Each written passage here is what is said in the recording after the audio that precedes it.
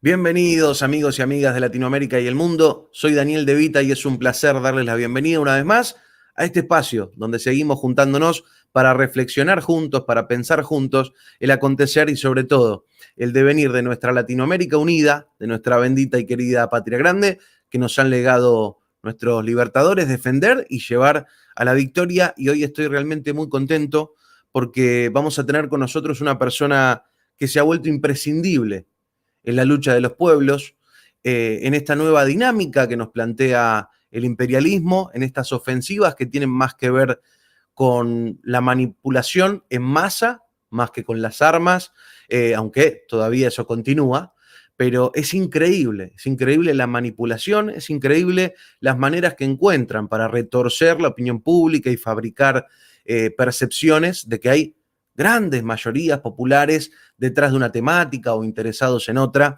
y se termina desmontando esto gracias a imprescindibles como la persona que les voy a presentar ahora. Estoy hablando de Julián Macías Tobar. Él es investigador, director de Pandemia Digital, Observatorio contra la Desinformación, que en los últimos años se ha vuelto su trabajo realmente una herramienta imprescindible a la hora de confrontar con estas grandes manipulaciones. Así que es un inmenso placer recibirte. Gracias, Julián. Gracias a ti, el placer es mío. La verdad es que la primera vez que coincidimos así cara a cara y ya te sigo hace tiempo, así que bueno, el orgullo y la satisfacción es mía.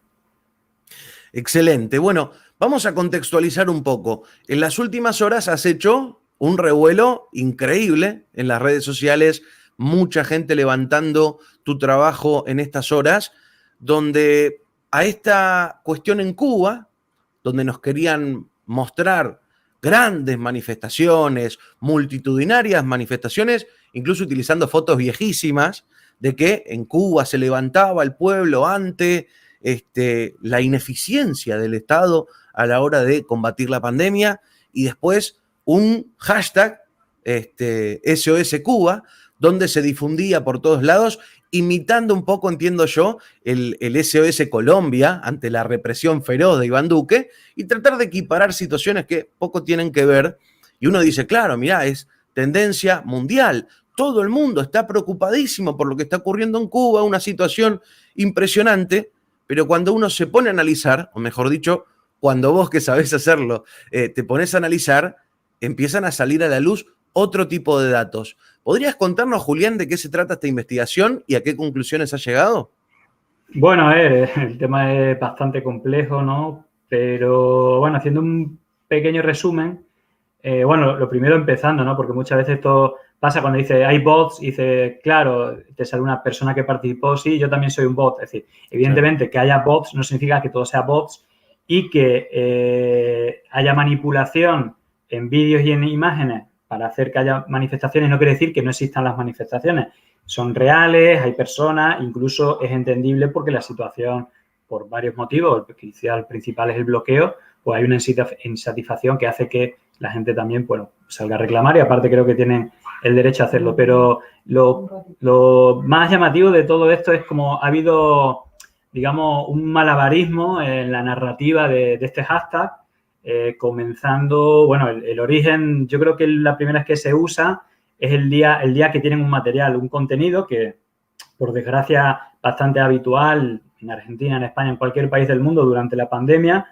Es el caso del Hospital de Matanzas, una provincia relativamente pequeña de Cuba, en el cual, bueno, pues por un pico de COVID, como también en Cuba la sanidad es gratuita, bueno, pues atienden a todos los pacientes, pero tienen que poner camas en los pasillos. Entonces, claro, hay unas imágenes llamativas donde por ese pico en Matanzas, bueno, pues vienen a decir, bueno, que hay un colapso de la sanidad. A esto se suma que el día 7, 8 y 9 de julio se van batiendo los récords de número de muertes y de número de contagios, ¿no? Creo que fueron 19, 26 y 31 muertos con el pico de 9 muertos en Matanzas, el día 9. Esos datos se hacen públicos el día Según 10. lo que pudiste investigar, ese tuit originario era un tuit real y de una cuenta de una persona que utiliza la red hace un tiempo. Sí, sí. Bueno, a ver, es una cuenta un poco extraña. Tiene ubicación en España, o por lo menos en la bio tiene una bandera de España, pero sí que hace publicaciones tanto de contenidos de España, por ejemplo, del Chiringuito, un programa de fútbol aquí en España, como algunas cosas de Cuba. Es decir, puede ser un cubano que esté viviendo en España. Pero esta cuenta concretamente, que es la primera que usa el hashtag con un tema de COVID, con imagen, es más, era un vídeo que se hizo público el día 5 de julio. Esa cuenta, cuando la analizas, bueno, ves que hace un día más de 1.500 tweets, que eso, una persona, imagínate tú y yo haciendo 1.500 tweets en un día, es como algo sobrehumano. Entonces la cosa ya comienza extraño, por lo menos. Bueno, no sé si extraño, cierta normalidad, pero esta cuenta concretamente, que será una persona real, no tiene nada que ver una cosa con la otra, analiza su cuenta y, por ejemplo, el día 10 hace 1.000 tweets y el día 11 hace 1.800 tweets, una cosa así, usando los hashtags SOS Matanza y SOS Cuba, pero lo que asegura que es una cuenta automatizada, que no quiere decir que no haya una persona real detrás, sino que usa sistemas de automatización en su cuenta, llega a poner 5 tweets en un mismo segundo. Eso humanamente es imposible. Pero vaya, este es un actor secundario en todo esto. A mí lo que me llama mucho la atención, bueno, a ver, no es que me llame la atención, porque cada análisis que hago siempre son los mismos personajes, pero precisamente las dos personas que más retweets reciben en toda esta y que están desde el principio participando, una es, creo que es Agustín Antonetti, que pertenece a la Fundación Libertad, de esto que yo hablo tanto, que creo que soy el único en el mundo que hablo, de Atlas Network, que yo creo que es un poco el paradigma de todo esto, o una parte, porque al final dice esto es mentira, bueno, pero al final, ¿quiénes son y quién lo financia? Bueno, una de las respuestas es que lo financia Atlas Network, ¿no? Que detrás de esto están las familias y las empresas más ricas del mundo, o de las más ricas. Entonces, bueno, este es uno de los personajes que el día, creo que el día 9, el día 10, hace un hilo explicando por qué se pide ayuda y habla, pues, el tema del COVID. También hace otra mención a faltan suministros médicos, alimentos, bueno, son otros elementos que se suman, pero el principal, el que destapa es aquí se está muriendo la gente, etcétera. A eso se suman otro tipo de estrategias como es decir, tweets donde se dice que en las respuestas mencionen a sus artistas favoritos y le pidan ayuda a la situación de colapso sanitario del COVID, que se necesita ayuda humanitaria, que estamos muriendo, esto es un desastre, bueno, cosas parecidas que hemos visto en todos los países. Permitime decir esto, de todos los países donde surgen estos tweets y estas iniciativas, el número de contagios y de muertes es escandalosamente superior a los de Cuba.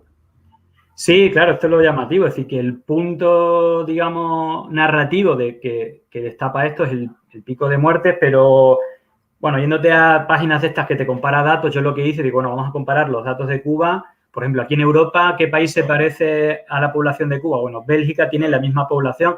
Entonces, claro, Bélgica, que es un país como súper avanzado, es decir, te diría hasta por encima que España, bueno, pues los datos son 15, 20 veces superior en cuanto a contagios y muertes, ¿no? Y, bueno, si te vas a España, Ecuador, incluso Estados Unidos, pues eso son en torno a 15, 20 veces, o si te vas a países como Perú, hasta 40 veces peores datos, ¿no? Entonces, bueno, incluso en el tema de vacunación, que a pesar del bloqueo, como ellos crearon su propia vacuna, bueno, vacunas, creo que tienen 2, pero una es la que se está aplicando, bueno, pues tienen unos índices superiores a la media de la región. De hecho, tengo un mapita ahí que lo único que sale en negro, porque tiene más del 50% de dosis a la población, es Cuba, cuando todo el entorno tiene índices bastante más bajos. Entonces, al final, dice, bueno, si este es si hay que hacer un corredor humanitario, que esa es como la segunda fase, por datos 25 veces inferiores a los del resto de países, ¿por qué no se hicieron campañas de corredor humanitario para estos países, ¿no? Que tuvieron muchas más muertes, por ejemplo, para Perú, que me decís que es 40 veces peor la situación. Perú además, tiene los peores datos, yo creo, de América Latina. Sería Estados Unidos, que tiene una cantidad de muertos y de contagios muchísimo más grande que los de Cuba, socorriendo sanitariamente a Cuba. Un delirio como este. Sí, bueno, pero a ver, tiene una parte de verdad. Yo creo que este es el dato, porque los titulares, de hecho, Infobae, ¿no? Que fue el medio que usaba el hashtag, ya el día 9 o el día 10 ya está usando el hashtag, diciendo que el récord, se vuelve a repetir el récord de COVID, la situación es desastrosa, tal y cual. Y a partir de ahí lanzaron la campaña, yo creo que es el detonante para que fuera TT Mundial, esta campaña con cuentas automatizadas recién creadas. Por ejemplo, hay un tuit que tiene más de 1.100 respuestas todas ellas mencionando a artistas y famosos de todo el mundo, diciendo necesitamos ayuda, por favor, incluso por Instagram, otras redes. Aquí, por ejemplo, Paco León, que es un actor conocido, que se suma a casi todas, digamos que tiene se suma a Causas Buenas y tal. Entonces, él en su vídeo dice, tengo muchos seguidores en Cuba que me están pidiendo ayuda, que están muriendo mucha gente por COVID, todo el apoyo, toda la ayuda. Bueno, entonces, cuando se sumaron, no sé, es decir, se sumó un montón de artistas súper conocidos, Alejandro Sanz. Aparte, no, lo único que ponían es el hashtag SOS Cuba y ya. Es decir, como había tanta gente que le insistía, bueno, pusieron el hashtag, le pareció una buena causa, pedir ayuda por las muertes y todo eso. Y ahí la narrativa es que muchos medios, entre ellos Infobae, pero no sé si La Nación, bueno, un montón de diarios a nivel internacional, el Heraldo de México, ponían, cada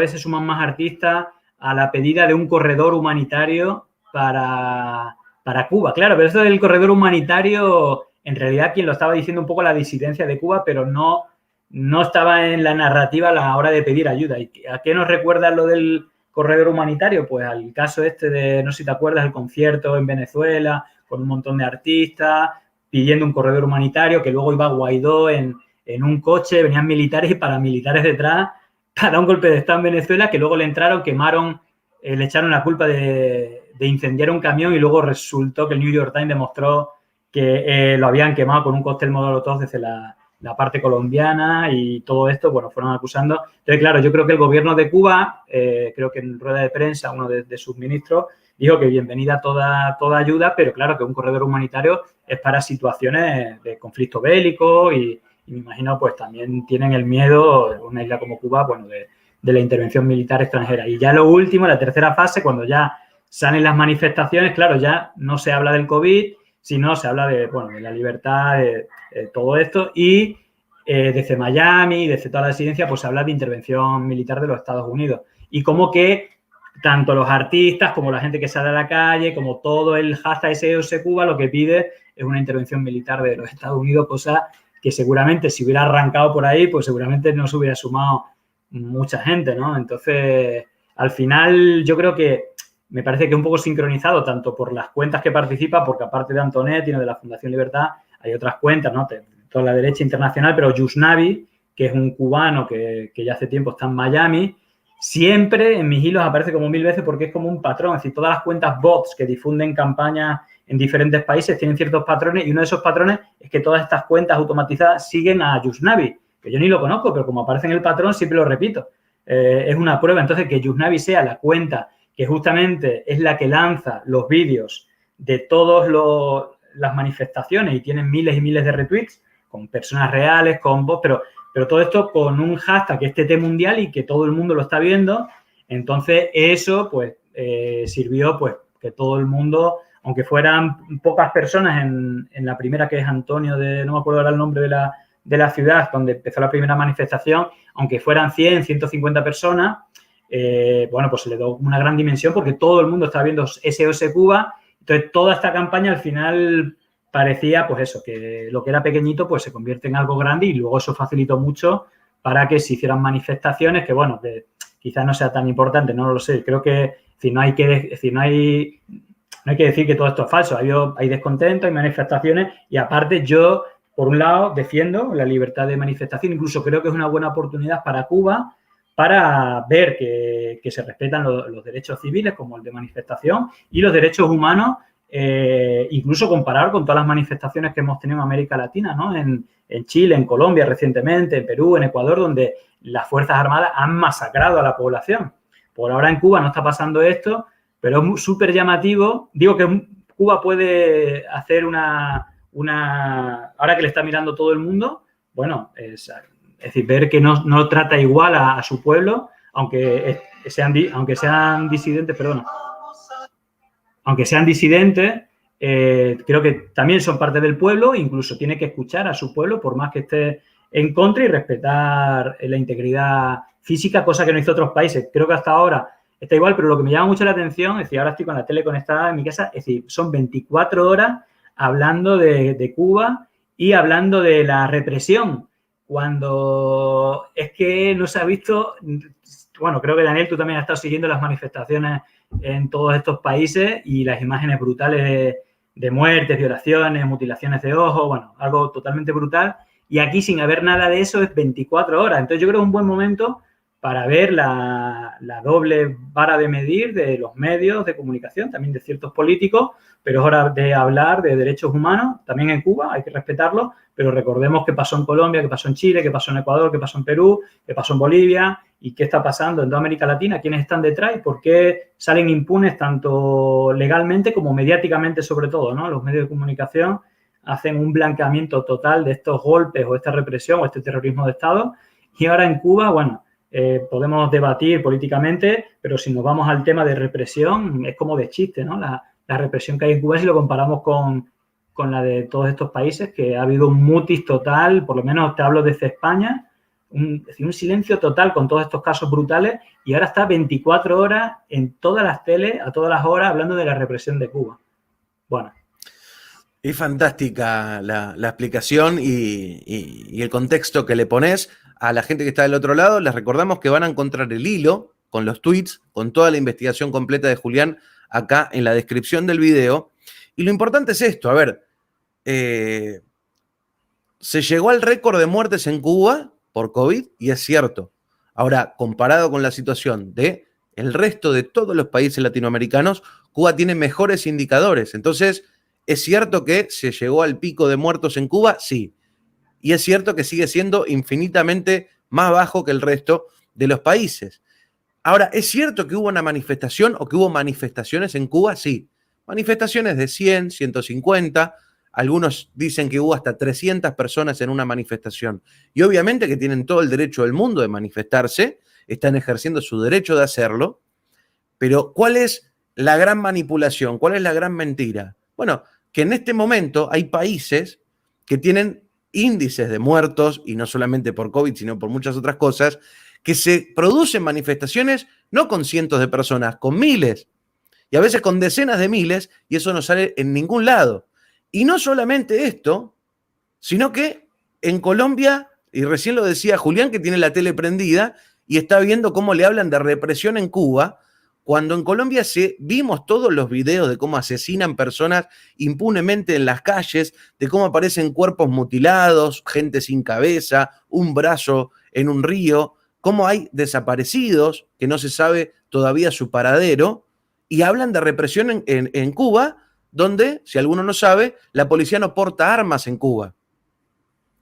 Entonces digo, esta es la gran manipulación y por eso es tan importante el trabajo de Julián. Y me gustaría, para terminar, preguntarte esto. Vimos a muchos artistas, como recién comentabas, compartiendo esto, que llamaba mucho la atención que no había mensaje. Generalmente, cuando un artista se conmueve por algo, dice, quiero expresar mi bla, bla, bla, y pone un hashtag. Ahora, a mí me daba mucho la sensación de que era como estamos cumpliendo con la directiva.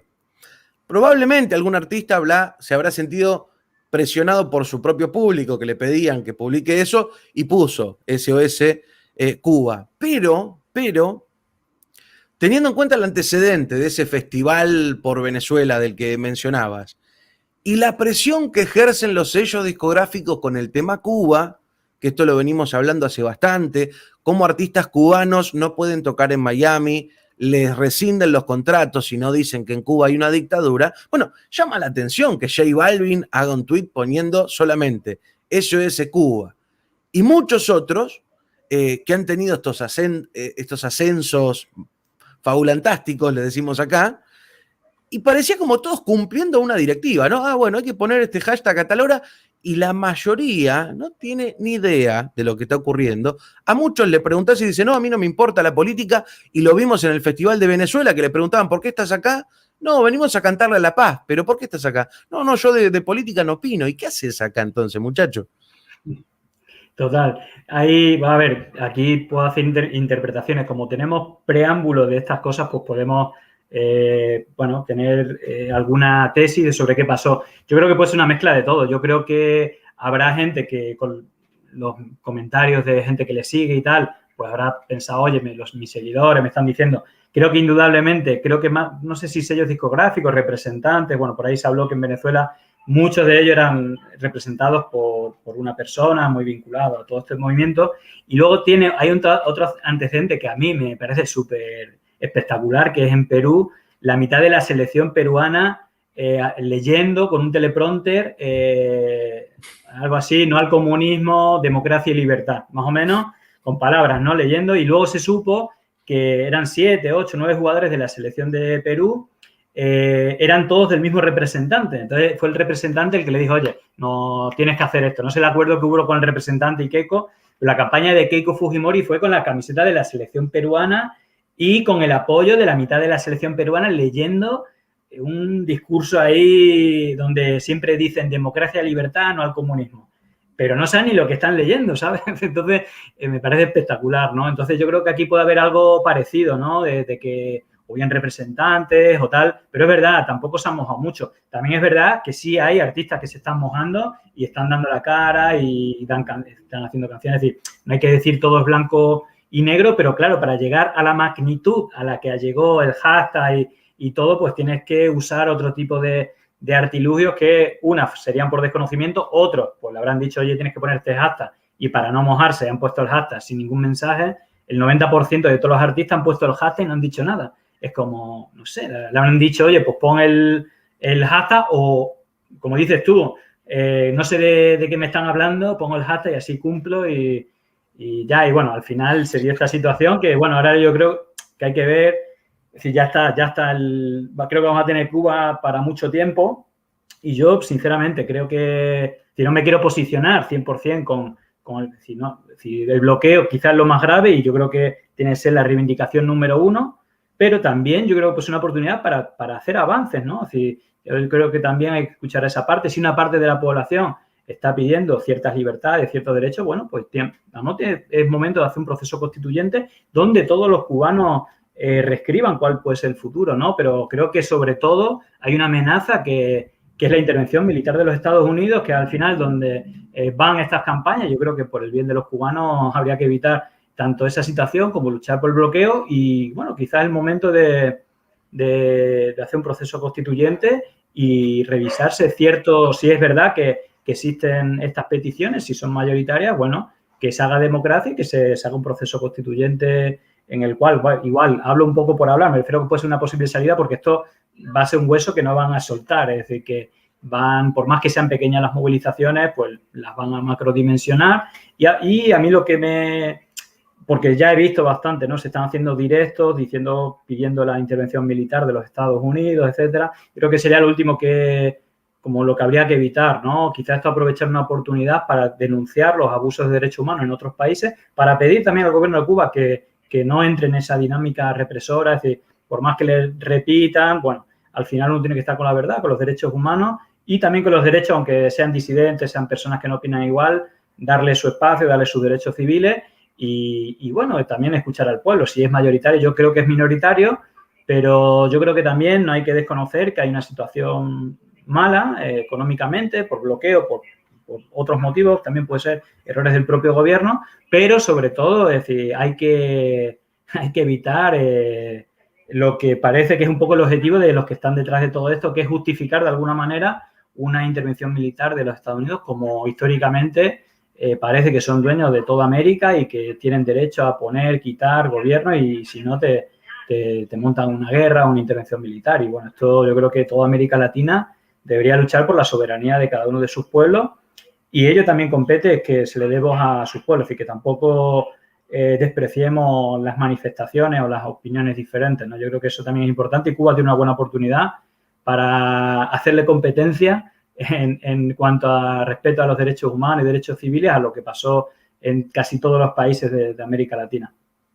Voy a poner un último ejemplo que es el de Residente, que no puso el hashtag como el resto de las cuentas, pero a ver, como es su costumbre, puso algo así como levanten el bloqueo y SOS Cuba en ese afán de contentar a todo el mundo, y habló, que es lo que a mí me preocupa, habló de que Cuba tiene un gobierno ineficiente con respecto a la pandemia, ¿no? Entonces digo, cada quien tiene su opinión y está todo bien. Ahora digo, si la vemos y la vimos a Merkel llorando en Alemania, si vimos lo que pasó en Francia, ustedes lo vivieron durísimo en España, y ni hablar de las fosas a cielo abierto en Estados Unidos, uno dice países ricos, primer mundo, con colapsos sanitarios, y Cuba, que es un país absolutamente bloqueado, y es el único país latinoamericano que ya tiene una vacuna inmunizando a su pueblo. Digo, correr por el lado de la ineficiencia, a uno le parece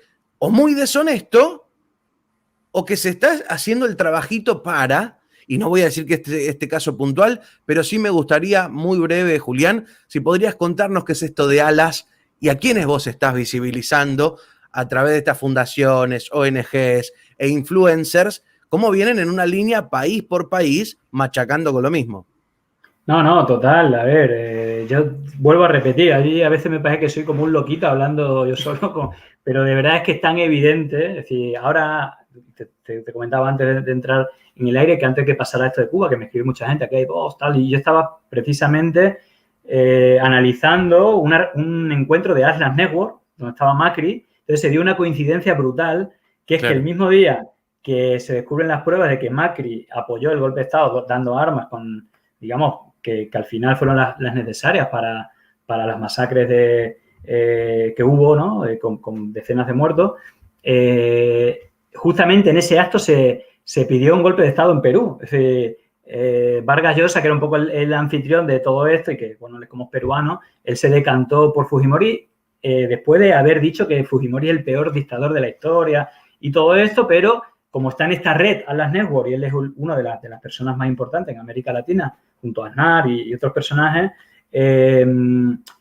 claro, se dio el mismo hecho de que justo cuando Macri se le detecta que apoyó el golpe de Bolivia, estaban haciendo una oda a un golpe de Estado en Perú, bueno, digamos, diciendo que ahí hubo fraude, hubo pruebas claras, cuando ya está todo visto, ya es decir, no hay una sola prueba, es como de chiste y sobre todo de una parte de Atlas Network son militares y aparte de escribir una carta más o menos amenazando que si no se reconoce el fraude se va a dar un golpe militar. Todo esto avalado en ese espacio que tienen sus personajes en cada uno de los países. En Ecuador está Lasso, está Duque, está Piñera, pero luego por detrás están los más ultras, está Kast, están todos los neoliberales de nueva generación con Milei, Agustín Laje y toda esta gente, todos estos bichos que no hay otra manera, porque yo creo que tiene como dos velocidades, ¿no? Los liberales clásicos, bien hablados, bien encorbatados, y luego toda esta gente con un napalm lingüístico que un poco la estrategia es insultar, provocar. Ahí es donde vos encontrás el enlace, porque, por ejemplo, Milei sale en los medios de comunicación. Perdona, aunque tenga dos velocidades diferentes, que son las dos derechas, ¿no? Una más formal y otra más tipo Trump. Pero están financiados, pero todos están financiados por Atlas Network, tienen como dos velocidades. Javier Milei va a la tele y dice que Macri es marxista. Claro. Ahora, a todo este discurso de nosotros somos la nueva derecha, somos lo nuevo, vos le encontrás exactamente el mismo financiamiento. No, pero es que estos son datos, no es mi opinión. Es decir, Macri,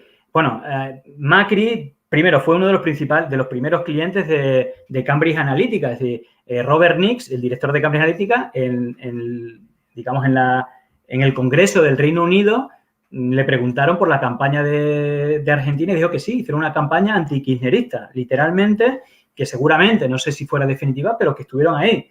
Luego, si vemos en otros países, todas las campañas de información, está ese mismo entorno. Y lo curioso que siempre quienes están ahí son este tipo de figuras. Cuando Macri ganó, de dos fundaciones diferentes, una creo que era IDEA y la otra, de dos fundaciones de Atlas Network, entraron en el gobierno de Macri. Es decir, pero Guillermo Lasso es presidente de una fundación de Atlas Network. En Bolivia, Óscar Ortiz es el presidente de una fundación de Atlas Network, se presentó y sacó el 4% de los votos. ¿Pero qué pasó? Dieron un golpe y ¿quién gobernó? Yanine Áñez, que era la número 2 de su partido político, que sacó el 4% de los votos, y el ministro de Economía era Óscar Ortiz, que previamente en su campaña estuvo Macri, estuvo Guillermo Lasso, estuvo Vargas Llosa y estuvo lo que es Atlas Network. Es decir, le dan dinero, le dan soporte, le dan el know-how que hablan, a relacionarse, a el peso que tienen medios de comunicación que tienen controlado. Es decir, la campaña de Ecuador ha sido un escándalo. Es decir, en la televisión pública, 24 horas antes de las elecciones, Carlos Vera, que su hijo está en la fundación de Atlas Network, Ecuador Libre, dijo que solo había una opción democrática. en la televisión pública. Entrevista al candidato y dice que no que sea el mejor candidato, no. Es que es el único candidato que es una opción democrática en la televisión pública. Y ya en Perú ya ha sido el dislate. Es decir, en Perú todos los canales de máxima audiencia, aparte de difundir bulos, tal, ya ha llegado tal el punto que todos los periodistas han dimitido porque le obligaban a decir que Pedro Castillo era un terrorista y que Fujimori era la Dalí de la democracia y la libertad, como todos sabemos, cuando ha estado 20 años con casos tremendos como lo de las esterilizaciones forzosas a más de 200.000 mujeres campesinas, ¿no? O el tema del narcotráfico, las muertes, el golpe militar. Gente de los militares que estuvo apoyando a Fujimori y firmando una carta donde se le daba impunidad a todas las muertes, parecido a lo de Bolivia.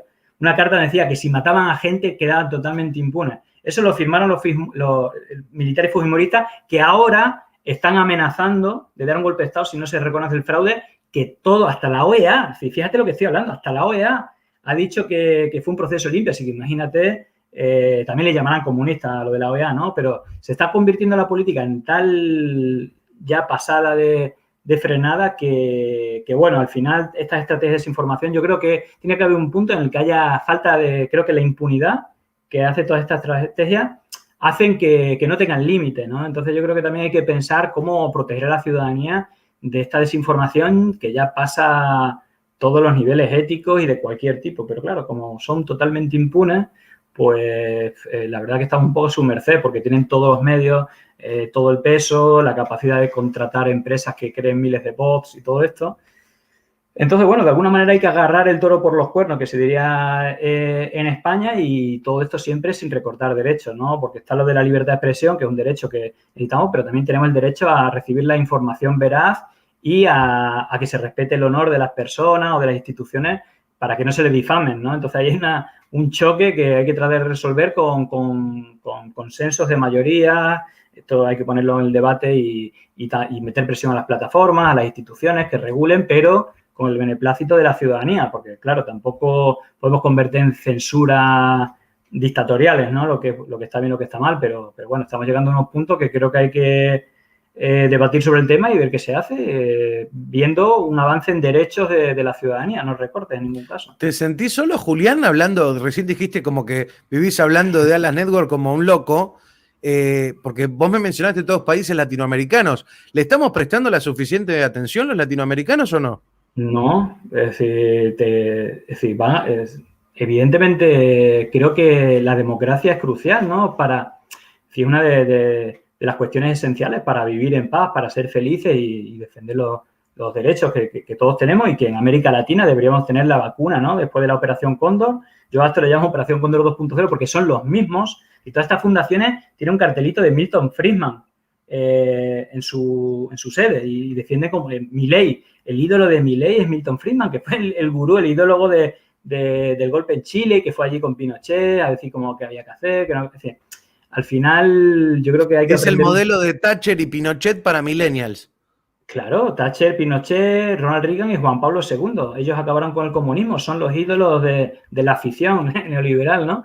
Entonces, bueno, ahí son como los tatuajes que tienen aquí donde no se ve, pues son Thatcher, Reagan y toda esta gente que, de hecho, la fundación Atlas Network empezó con Ronald Reagan. Y, de hecho, Heritage Foundation, que es, digamos, la fundación del ala derecha del Partido Republicano, solo ha estado en 3 gobiernos, en el de Ronald Reagan, en el de George Bush hijo y con Donald Trump. Es decir, es como el ala derecha del Partido Republicano, el Tea Party, bueno, toda esta peña que le gusta el Ku Klux Klan y este tipo de rollo. Entonces, bueno, creo que es una amenaza total, tienen una chequera ilimitada y un poco lo que hace Atlas Network es hacer de mediador entre las familias más ricas del mundo casi y las empresas más grandes como petroleras, tabacaleras y buscar a gente con talento que defienda sus ideas. Gente con talento pueden ser políticos, medios de comunicación, influencers, bueno, observatorios y tal, y básicamente es la doctrina de Milton Friedman, es decir, libertad, cuando dicen libertad, es libertad que una empresa puede hacer lo que le dé la gana, no tenga restricciones, no pague impuestos y que la educación, es decir, que no haya servicios públicos. Aquí cada uno que se busque la vida y también libertad para dar golpes de Estado, ¿no? Apoyar golpes de Estado como el de Bolivia o todos los de la Operación Cóndor. ¿Ves una guerra de ONGs y de injerencismo de distinta calaña? Digo, no sé, tenemos de un lado a las Sí, network y del otro lado la Open Society. ¿Vos ves sí. esa pugna entre el imperialismo progre y No, el imperialismo de... yo no veo pugna, yo creo que son del mismo equipo, pero ¿Son la totalmente. misma que están poniendo los huevos en distintas canastas? Claro, a ver, esto es muy complejo, ¿no? Pero se repite en todos los países. Por un lado, Atlas Network lo que trata de unificar es la derecha, es decir, lo que te estaba hablando antes de medir y controlar sus peones en la derecha, y esto lo hace Atlas Network, es decir, están invirtiendo como en unificar la derecha. Y además tiene tres vectores, yo creo que muy claros. Uno es el económico, ¿no? Todo el neoliberalismo, las grandes empresas, etcétera. Pero hay un vector muy importante que es organizaciones ultracatólicas. Es decir, se ve claramente, bueno, en Argentina seguro que lo ven, mucho, bueno, todo el tema contra el feminismo, el tema del aborto, todo esto como contra el colectivo LGTBI. Ellos le llaman batalla cultural, pero es luchar contra los avances en derechos humanos que ciertos colectivos que han tenido problemas, bueno, han sido reconocidos estos derechos y esta batalla cultural es para retrocederlo, tanto la libertad religiosa, la libertad de sexo, incluso para los migrantes, ¿no? O personas con otras razas, etcétera. Entonces, yo creo que ese es otro componente importante y el tercero es la relación con las Fuerzas Armadas. Es decir, tiene el punitivismo, es decir, por un lado, el decir que a los delincuentes se les puede matar, es decir, que las Fuerzas Armadas pueden asesinar, o que en un momento dado, lo de la Escuela de las Américas, ¿no? Es decir, los Estados Unidos enseña cómo matar o cómo sacarle información a los detenidos con tortura, todo esto que se hizo y por suerte no existió, pero esa relación, los fichajes, por ejemplo, los últimos fichajes de la Carta de Madrid, que es un apéndice de Atlas Network, ¿no? Vox en España, también está haciendo fichajes en América Latina. El último fichaje es el ministro de Defensa de Ecuador y el almirante Montoya, que es el que dio el discurso de los militares amenazando al gobierno que reconociera el fraude y da un golpe militar. Y esto, si te vas a sus redes, todos dicen democracia y libertad, pero dicen que van a dar un golpe de Estado en nombre de la democracia y la libertad. Entonces, yo creo que estos tres vectores se suman. Pero, por otro lado, esto de Open Society, que es lo que repiten, hay, y aparte esto es público, la NET, que es la National Endowment Democracy, es un organismo bipartidista donde 50% son republicanos, 50% demócratas, pero en realidad lo que hace son financiar entes locales que todos, igual como todas las fundaciones de Atlas Network pone por la libertad, siempre libertad, libertad, libertad.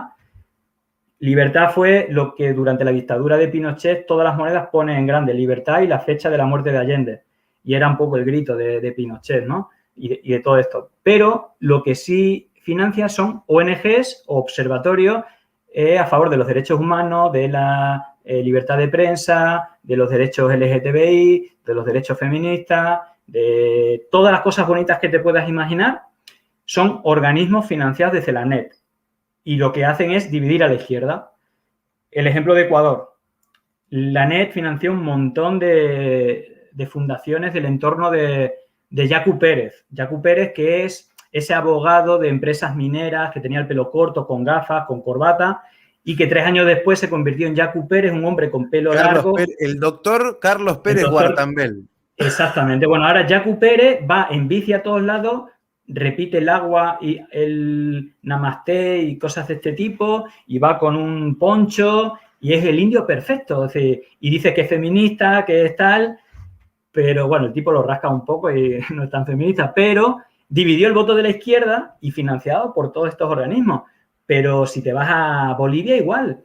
En Bolivia, por ejemplo, Janine Vaca creó una fundación ecologista que se llama Ríos en Pie, financiado, ella estaba en una fundación de Atlas Network en Estados Unidos, todo esto. Entonces, empezó a defender los bosques, pero acabó haciendo memes de Evo Morales con un bigote de Hitler, y todos los ecologistas eran anti-Evo, pidiendo que dimitiera, que tal. Bueno, acá en Argentina una de las principales referentes del feminismo festejó el golpe de Estado en Bolivia diciendo que había caído un tirano arcaico.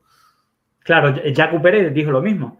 Es decir, que al final yo creo que tiene esta doble estrategia que es muy de los Estados Unidos. Es decir, si tú escuchas a Biden y a Donald Trump, ¿qué diferencia hay? Que uno es un poco más bruto y el otro más civilino. Pero al final el lobby geopolítico que tienen montado, tanto Atlantic Council, la OTAN, las empresas, esta que detectaron que apoyó el golpe en Bolivia, SCL Strategies, el director de SCL Strategies, que es la empresa que Facebook detectó que creaban miles de cuentas falsas, operando contra Venezuela, Bolivia y México, la gente que está trabajando ahí fueron los directores de la USAID y de la OEA, tanto republicanos como demócratas. Roger Noriega, por los republicanos, que es uno de los firmantes de la Carta de Madrid, y Mark Feuerstein, los dos ocuparon los mismos cargos en la USAID y en la OEA, nombrados por republicanos y demócratas, pero todos los fines de semana quedan para ir al béisbol juntos.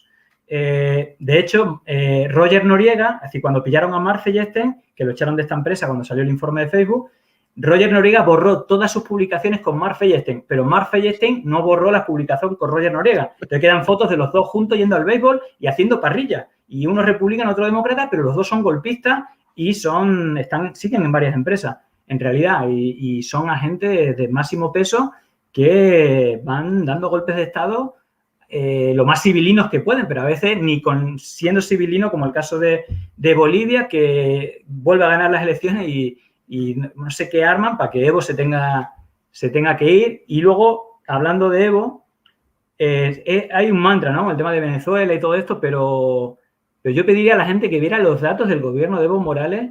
Quizás sean los mejores datos macroeconómicos de la historia de cualquier país en el mundo. Es decir, multiplicando por 10 los valores macroeconómicos, microeconómicos, pero siempre el mantra de no, estos gobiernos, las dictaduras bolivarianas, narcodictaduras, dicen ahora, nos llevan a la ruina y tal. Y hay dos referentes, ¿no? Yo creo que el de Evo es crucial, pero bueno, puedes ver los datos de Pepe Mújica, los datos de Correa, y son los mejores datos del siglo de esos países, pero luego les atacan en un principio de transposición de que son gobiernos desastrosos, ¿no? Y yo creo que también falta mucho de hablar de esto, ¿no? De la soberanía de los países, que al final los dos ejes políticos de América Latina son un poco como el peronismo, ¿no? La justicia social y la soberanía económica. Y es que en América Latina creo que son los dos elementos clave, ¿no? Más que estos nuevos elementos que también son importantes, ¿no? De defender los derechos de todas las minorías y todo esto. Pero estos dos elementos son los cruciales y son el enemigo para los Estados Unidos, porque al final, si una parte importante de la economía es saquear la riqueza de todos los países y hacer la suya, ¿no? El plata o plomo, que digo yo, si te dejas comprar, ¿no? Para mí, como hicieron con Menem, digo, mira, te doy unos billetitos al bolsillo, pero tú me regalas todo lo que existe de Argentina, es mío ahora. Y ese es un caso. El caso otro es plomo, ¿no? Es decir, si no te dejas comprar, te monta un golpe de Estado, y es lo que pasó en América Latina. Bueno, entonces gente como Evo, como Correa, ante un Pablo Escobar que era Estados Unidos, le dijo ni plata ni plomo, es decir, voy a luchar porque lo que sea de Bolivia, la riqueza de Bolivia, que es para los bolivianos, los de Ecuador, que es para los ecuatorianos, y en realidad es un poco la clave que le revienta a los Estados Unidos, porque al final las grandes empresas que tanto chuparon de los recursos de América Latina se ven en bragas, y yo creo que es un poco el paradigma de por qué invierten tanto en este tipo de sujetos, que lo que tratan es de, que lo privado funciona mejor, que al final es que vengan empresas de Estados Unidos o de donde sea a quedarse con los recursos propios, ¿no? Y el ejemplo de yo que estuve viviendo en Argentina en el 2000, lo vi. Es decir, vi lo que era la pobreza en realidad y las causas. ¿Y sabes qué me pasó a mí cuando volví de Argentina en el año 2000, cuando fue el Corralito? Mientras yo vi la pobreza, no hace falta que te diga que fue el Corralito ni ese momento, pero yo lo viví en primera persona y era el momento que España estaba bien económicamente. Pero a mí lo que me mató es que cuando yo llegué en los telediarios, lo que se repetía es las inversiones del IBEX 35 crecieron un 20%. Los datos del IBEX 35, que es como las 15 empresas, las 35 empresas más grandes de España, crecieron un 20% gracias a las inversiones en América Latina. Claro, las inversiones en América Latina, llenarle el bolsillo a Menem o al político de turno para quedarse lo que es de los argentinos o de los ecuatorianos. Claro, crecen las empresas, no de empresas de un país, sino que las manejan fondos de inversión, que al final cae todo, pues si quiere decir Soros o el otro, pues, pero son 4 o 5 los que se reparten todo el pastel, y ahí tienen que hacer un juego de trileros para decir que son la derecha, la izquierda y el bien y el mal y lo que tú quieras, pero al final, para mí la lucha son los de abajo contra los de arriba, y la soberanía económica y la justicia social creo que son como los dos elementos por los que deberíamos de luchar, ¿no? Más allá de izquierda, derecha o todas las engañifas que queremos, al final es que haya paz en los pueblos, que tengan sus derechos, que haya una justicia social, que todo el mundo tenga unos derechos mínimos, y que lo de América Latina para América Latina, claramente. Julián, ha sido un enorme gusto, estoy muy contento de que hayas estado con nosotros. Impresionante todo lo que nos has contado. Les estoy dejando muy importante acá en la descripción el Twitter de Julián, donde van a encontrar esta investigación y muchas de las que nos tiene acostumbrados, y lo puedes leer en pandemiadigital.net. Muchísimas gracias, querido. Nada, gracias a ti, Daniel. Y bueno, espero que sea la primera de varias conversaciones. Un gusto el rato. No te quepa la menor duda que además nos has dejado tela para cortar. Ahí estuvo con nosotros Julián Macías Tobar. Impresionante charla, impresionante conversación. Vamos a seguir profundizando en estos temas y los vamos a dejar con un pequeño fragmento de Bombas o Médicos, esta canción que ya tiene 1.200.000 reproducciones y vamos por los 2 millones. Vamos a dar la batalla cultural con todo, aunque tengamos un tenedor, le podemos hacer mucho daño a los enemigos de los pueblos, así que los dejo con un pedacito y tienen también acá en la descripción el enlace para ir a ver Bombas o Médicos, que no paramos. Que viva la soberanía de los pueblos latinoamericanos y con la certeza inquebrantable de que venceremos, les digo, hasta la próxima. Chau.